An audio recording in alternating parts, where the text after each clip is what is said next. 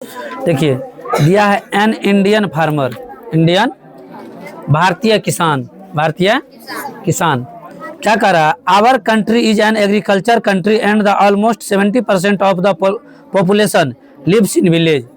मतलब भारत के 70% लोग भारत देश के गांव में निवास करते हैं। कहाँ निवास करते हैं? गांव में निवास करते हैं 70% लोग।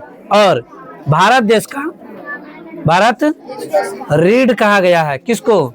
किसान को और खेतीबाड़ी को, किसान को और खेतीबाड़ी को। सीमा पर जमान देश में किसान नहीं होता तो भारत देश कब का डूब गया होता। ये बात इसलिए कह रहे हैं, हमारे देश में किसान का उपजाया हुआ फसल, मतलब खेती में लगने वाला चावल, गेहूं, दाल, चना, मतलब जो भी चीज़ होता है वो सब चीज़ तो भरपूर मात्रा में किसान खेती करके उपजा लेता है। लेकिन हमारे देश में मिलता क्या नहीं है? डीजल, पेट्रोल, गैस, जो भी चीज़ होता है सब क्या आता है? बाहर से आता है, वो भारत में मिलता नहीं है। तो भारत देश का रीढ़, जैसे शरीर का रीढ़ इसको माना जाता है, पीठ में रीढ़ होता है ना, जिस प्रकार से शरीर का रीढ़ पीठ में होता है, उसी प्रकार से भारत देश का रीढ़ माना गया किसको?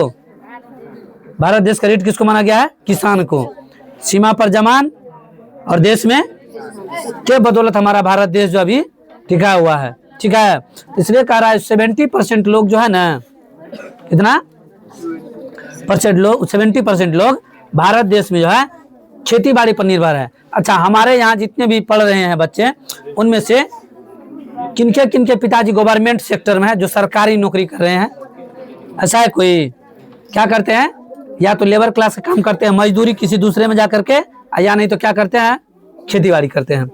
दो काम करते हैं, या तो खेती बाड़ी नहीं तो लेबर क्लास काम करते हैं, मजदूरी करते हैं, दो काम करते हैं ना। इसलिए अच्छा, अगर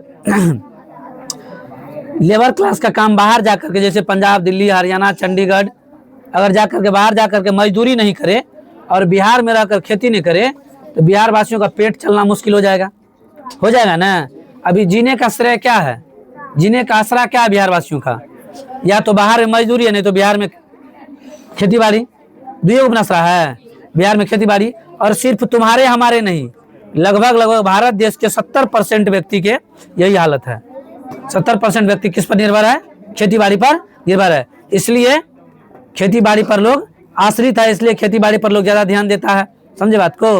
और सारे चीजों में। और पेट किससे चलेगा बताइए?